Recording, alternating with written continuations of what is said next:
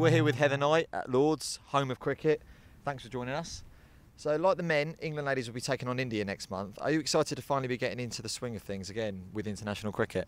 Yeah, it's been a while since putting on an international shirt, to be honest. Last time was the World Cup final in April, so it's been quite a long break. But no, it's been nice. Nice to have a bit of time off and then get a sort of real good block of training in before we kick off with India. Obviously, England men's just finished the first test. Have you been keeping up with the cricket?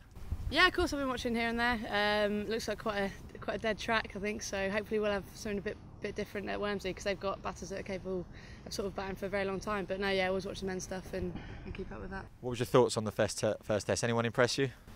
I don't know. As a part-time bowler, I quite like Cookie's bowling, so I think I'll be badgering Lottie to try and have a bowl. But no, it's good to see sort of young players coming in and sort of doing quite well. And obviously Ruti is sort of doing pretty well, and Jimmy, what an innings that was, hey? 81 at number 11. It's hope for everyone.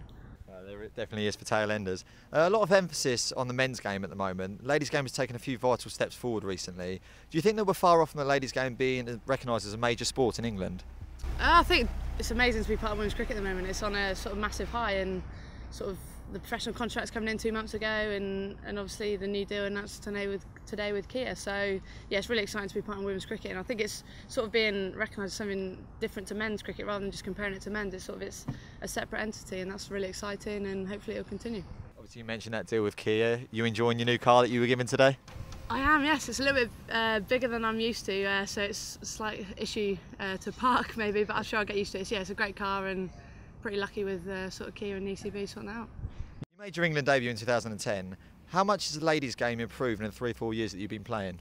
Yeah, massively. I think it's changed sort of a great deal since I started 4 years ago now. So God, that's gone quite quickly.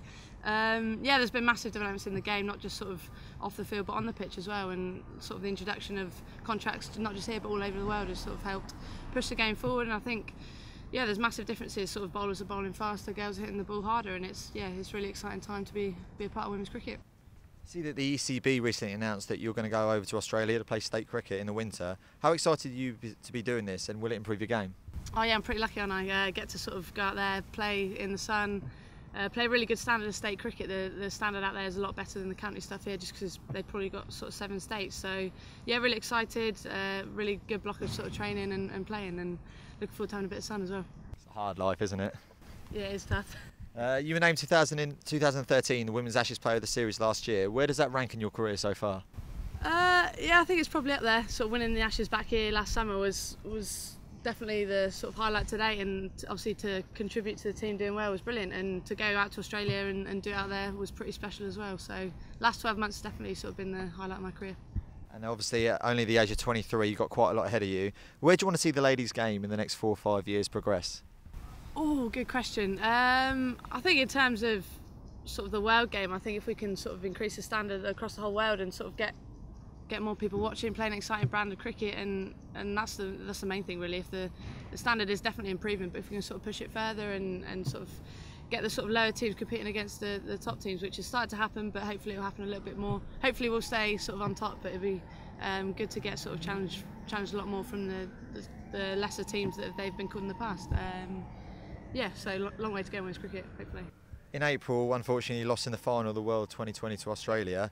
How disappointing, I hate to bring that up, I'm sorry.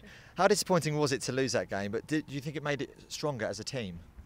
Yeah, it was tough. It's probably the 3rd World Cup where we haven't quite done as well as we should have. But yeah, we played pretty well to get to the final, and yeah, unfortunately we had a pretty bad day at the office in the final, which is unfortunate, but we'd sort of got the better of the Aussies in the last 12 months. So yeah, it was disappointing, but yeah, look, we'll learn from it and move on, and ready for a big summer this summer.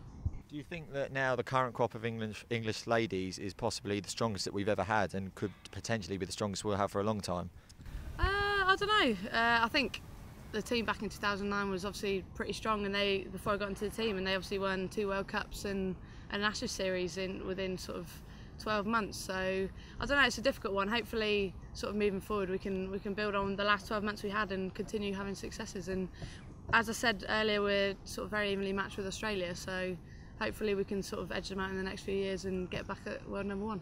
Finally, I must have to ask, I'm really sorry, could you please tell us how you got the shiner on your right eye? Well, I think I might need to have a look at my diving technique. I somehow managed to headbutt the floor playing men's cricket on Saturday. So, yeah, not one of my best moments. Not to worry. Thank you very much for joining us, Heather. No worries. Thanks for having me.